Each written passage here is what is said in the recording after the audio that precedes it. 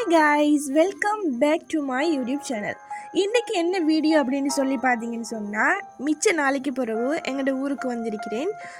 வீட்டிலிருந்து எடுத்த வீடியோ ஒன்று தான் இது. இன்றைக்கி என்ன பார்க்க போகிறோம் அப்படின்னு சொன்னால், நிறைய பேர் நிறைய டைம் வந்து என்னோட ரெக்கமெண்ட் பண்ணி கேட்குற விஷயம், உங்களோட ஸ்டடி டிப்ஸ் கொஞ்சம் சொல்லுங்கள், அதே மாதிரி நீங்கள் எப்படி படிச்சிங்க அப்படிங்கிறத நிறைய வந்து என்னோட பர்சனலாகவும் சரி என்னோடய யூடியூப் சேனல்லையும் சரி நிறைய பேர் கேட்குற விஷயம்.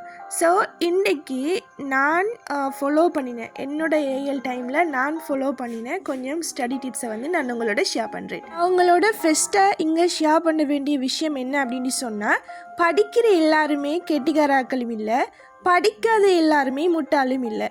அதை இன்னும் உங்களுக்கு விரிவாக சொல்லணும் அப்படின்னு சொன்னால், இப்போ நாம் எப்படி படிக்கிறோம் அப்படிங்கிறத தாண்டி நம்ம படித்த விஷயங்களை எப்படி நம்மளோட ஃபைனல் எக்ஸாமில் நாம் யூஸ் பண்ணுறோம் அப்படிங்கிறது தான் இங்கே விஷயம்.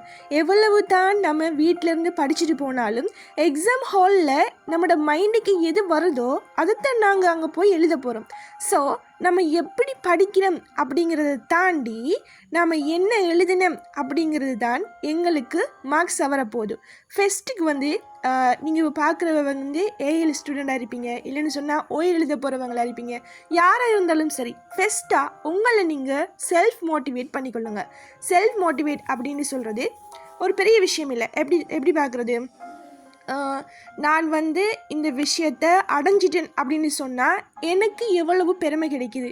ஜஸ்ட் நீங்கள் இப்போ ஒரு இமேஜினேஷன் பண்ணிக்கொள்ளுங்க. உங்களுக்கு வந்து இப்போ என்ன சொல்கிறது, இப்போ ஏ லெவல் எக்ஸாம் எழுதிட்டீங்க, உங்களுக்கு வந்து டிஸ்ட்ரிக்ட் ஃபஸ்ட் ரேங்க் கிடச்சிட்டு. ஸோ உங்களுக்கு அந்த செகண்ட், உங்களுக்கு அந்த நிமிஷம் உங்களுடைய மன எண்ணம் எப்படி காணப்படும்? நிறைய பேர் வந்து வருவாங்க, உங்களோட ஸ்கூலால் கூப்பிடுவாங்க, உங்களுக்கு மாலை போடுவாங்க, கௌரவிப்பாங்க, இப்படி நிறைய விஷயங்கள் உங்களுக்கு நடக்குது அப்படின்ற சொல்லி கற்பனை பண்ணி பாருங்கள். இப்படியான விஷயங்கள் நீங்கள் அடிக்கடி செய்கிறதுனால கட்டாயமாக உங்களுக்கு ஒரு செல்ஃப் மோட்டிவேஷன் கிடைக்கும். ஓகே, கற்பனைக்கு யாரும் காசு கேட்க மாட்டாங்க. ஸோ நீங்கள் தாராளமாக உங்களோட கோலை நீங்கள் கற்பனை பண்ணி ஒரு என்ன சொல்கிறது, ஒரு ஃபிக்ஸ் பண்ணி வச்சுக்கோங்க. நான் இங்கே தான் போகிறேன், இதைத்தான் செய்ய போகிறேன், இப்படி தான் என்னோடய ரிசல்ட்ஸ் வரும் அப்படிங்கிறத நீங்கள் கட்டாயமாக முடிவு பண்ணி வச்சுக்கோங்க. ஏன் அப்படின்னு சொன்னால், இங்கே மெய் வரத்தை கூலி தரும். ஓகே, முயற்சியுடையார் இகழ்ச்சியுடையார், இவ்வளவும் தான். அடுத்தது என்ன அப்படின்னு சொன்னால், இப்போ சில ஸ்டூடெண்ட்ஸ் வந்து இருக்கிறாங்க எப்படின்னா, ஒரு எப்படி சொல்கிறது, கொஞ்ச நாளைக்கு முன்னுக்கு தான் படிக்கவே ஸ்டார்ட் பண்ணுறது. எப்படி ஒரு 5 நாள் இருக்கும்போதோ, இல்லைன்னு சொன்னால் ஒரு 10 நாள் இருக்கும்போதோ எக்ஸாமுக்கு, அப்படி இருக்கக்கூடாது. நாம் அண்டு படித்து தர விஷயங்களை அண்டே படித்து வைக்கணும். அதுதான் என்னையை பொறுத்த வரைக்கும் ஒரு பெஸ்ட்டான ஸ்டடி டிப்ஸ். சரியா? இப்போ ஒரு சிலபஸ் வந்து உங்களுக்கு முடியுது அப்படின்னு சொன்னால், ஒரு சாப்டர் உண்டு உங்களுக்கு ஸ்கூலில் இல்லைன்னு சொன்னால் கிளாஸில் படித்து தராங்க அப்படின்னு சொன்னால், கட்டாயமாக அந்த விஷயத்த அண்டே பார்த்து முடிங்க. என்னென்னத்தை படித்து தந்தாங்க அப்படிங்கிறத வீட்டுக்கு வந்த உடனே நீங்கள் ஃப்ரெஷ் ஆகிட்டு ஒரு 5 மினிட்ஸோ 10 மினிட்ஸ் அதுக்காக நீங்கள் ஒதுக்கி அதை கொஞ்சம் ரீகால் பண்ணிக்கொள்ளணும். சரியா? இது வந்து பெஸ்ட்டான ஒரு டிப்ஸ். அடுத்த விஷயம் வந்து பார்த்தோம் அப்படின்னு சொன்னால், இப்போ நிறைய இருக்குது, ஐயோ எனக்கு நாளைக்கு எக்ஸாம் இருக்குது, இல்லைன்னு சொன்னால் எனக்கு இன்னும் 2 மந்த்ஸில் எக்ஸாம் இருக்குது, இன்னும் எனக்கு 5 மந்த்ஸில் எக்ஸாம் இருக்குது, நான் ஹோல் சிலபஸையும் வந்து கவர் பண்ணணுமே அப்படின்ட்டு பதறக்கூடாது. பதறாத காரியம் சிதறாது. ஒரு பதற்றமடைகிற மனுஷன் எந்த ஒரு மனநிலைக்கு போவான்னு சொன்னால் எக்ஸாமே எழுத தேவையில்லை அப்படிங்கிற ஒரு என்ன சொல்கிறது, ஒரு எங்களுக்குள்ளேயே ஒரு இது வந்துடும், தடுமாற்றம் ஒன்று வந்துடும் இல்லையா? ஸோ அப்படி நிறைய இருந்தது அப்படின்னு சொன்னால், உங்களுக்கு படிக்கணும் அப்படிங்கிற விஷயம் நிறைய இருக்குது அப்படின்னு சொன்னால், ஒரு சாப்டர் எடுத்து அது வந்து குட்டி குட்டி பொசிஷனாக பிரிச்சுட்டு எது இம்பார்ட்டனாக இந்த கொஷின் வரதோ அப்படின்னு சொன்னால் நீங்கள் பாஸ் பேப்பர் பார்க்கலாம். பாஸ் பேப்பர் பார்த்துட்டு எந்தெந்த டாப்பிக்கில் உங்களுக்கு கட்டாயமாக கொஷின்ஸ் போடுவாங்க அப்படிங்கிற நம்பிக்கை இருக்குதோ அந்த கொஷின்ஸுக்கு வர அந்த ஹெட்டிங்கை மட்டும், அந்த சாப்டரை மட்டும் நல்லா ஃபோக்கஸ் பண்ணி படிங்க. இது ஒரு பெஸ்ட்டான ஒரு ஐடியா. அதே மாதிரி இன்னொரு ஐடியா இருக்குது. என்ன அப்படின்னு சொன்னால், நாம் படிக்கிற விஷயங்களை வந்து ஒரே டைமில் படித்து முடிக்கக்கூடாது.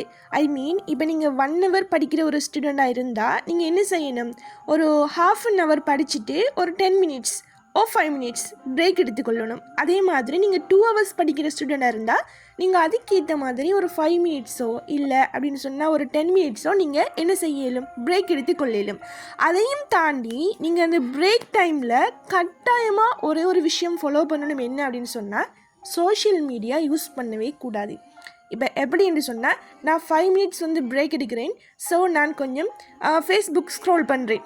ஓகே, அப்படி நினச்சிங்க அப்படின்னு சொன்னால் கடைசி வரைக்கும் நீங்கள் ஃபேஸ்புக் மட்டும்தான் பார்த்து கொண்டே இருப்பீங்க. இது என்னோட எக்ஸ்பீரியன்ஸ். சரியா? ஸோ நீங்கள் ஒரு 5 மினிட்ஸ் பிரேக் எடுக்கிறீங்க அப்படின்னு சொன்னால் உங்களுக்கு பிடிச்ச விஷயத்தை செய்யுங்க. நீங்கள் எழும்பி கொஞ்சம் நேரம் நடந்து போங்க, இல்லையா உங்களுக்கு ஒரு டீ ஒன்று குடிக்கலாம். அதுவும் இல்லை அப்படின்னு சொன்னால் உங்களுக்கு பிடிச்ச ஒரு ஸ்மெல்லை நீங்கள் பர்ஃப்யூம் மூலமாக உங்களோட கையில் அடிச்சுட்டு நீங்கள் ஸ்மெல் பண்ணி பார்க்கலாம். அதெல்லாம் உங்களோட மைண்டை ஃப்ரெஷ் ஆக்கும்.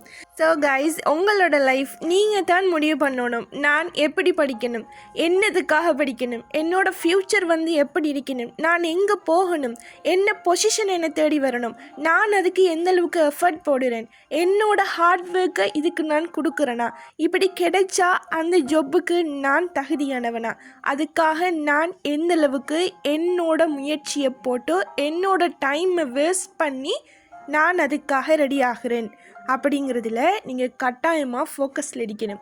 ஒரு விஷயம் உங்களுக்கு ஈஸியாக கிடைக்குது அப்படின்னு சொன்னால் உங்களுக்கு அதனோட வேல்யூ தெரியவே தெரியாது. இதுவே நீங்கள் எஃபர்ட் போட்டு கஷ்டப்பட்டு முழு மூச்சோட படித்து ஒரு ரிசல்ட்ஸ் எடுத்து பாருங்கள், அதில் வர சந்தோஷமே உங்களுக்கு தனியான ஒரு சந்தோஷத்தை தரும். ஸோ கைஸ், இன்றைக்கி நான் உங்களோட கொஞ்சம் ஸ்டடி டிப்ஸை ஷேர் பண்ணியிருக்கேன். இது எல்லாருக்குமே ஒரு யூஸ்ஃபுல்லான ஒரு விஷயமா இருக்கும் அப்படின்றத நான் நம்புகிறேன். ஸோ ஃபைனலாக ஃபஸ்ட்லேருந்து நான் கன்க்ளூட் பண்ணுறேன். ஃபஸ்ட் டிப்ஸ் என்ன அப்படின்னு சொன்னால் எங்களை செல்ஃப் மோட்டிவேட் பண்ணுறது. அடுத்தது அன்றைக்கே படித்து தர விஷயங்களை அண்டே படித்து முடிக்கிறது. அதே மாதிரி நிறைய இருக்குது அப்படின்னு சொல்லி பதறாமல் சின்ன சின்ன போர்ஷன்ஸாக அதை பிரித்து படிக்கிறது. அதே மாதிரி பாஸ் பேப்பரை கட்டாயமாக யூஸ் பண்ணுறது. அடுத்ததாக என்னது, அந்த பிரேக் எடுக்கிற நேரம் சோஷியல் மீடியாவை தவிர்த்து கொள்வது. இப்படியான விஷயங்களை நீங்கள் படிக்கிறவங்களாக இருந்தால் இன்றையிலிருந்து இந்த விஷயத்தை நீங்கள் ஃபாலோ பண்ணி பாருங்கள். ஒருவேளை உங்களோட லைஃப்பை சேஞ்ச் பண்ணுற அந்த டிப்ஸாக இந்த டிப்ஸ் இருக்கலாம். ஸோ அந்த நம்பிக்கையோட இன்றைய வீடியோவை நான் முடிச்சுக்கொள்கிறேன். ஸோ கைஸ், இன்றைக்கான வீடியோ இவ்வளவும் தான். இன்னொரு இன்ட்ரெஸ்டிங்கான வீடியோவோட நான் உங்களை மீட் பண்ணுறேன். அது வரைக்கும் தேங்க்யூ ஃபார் சப்போர்ட்டிங் மீ.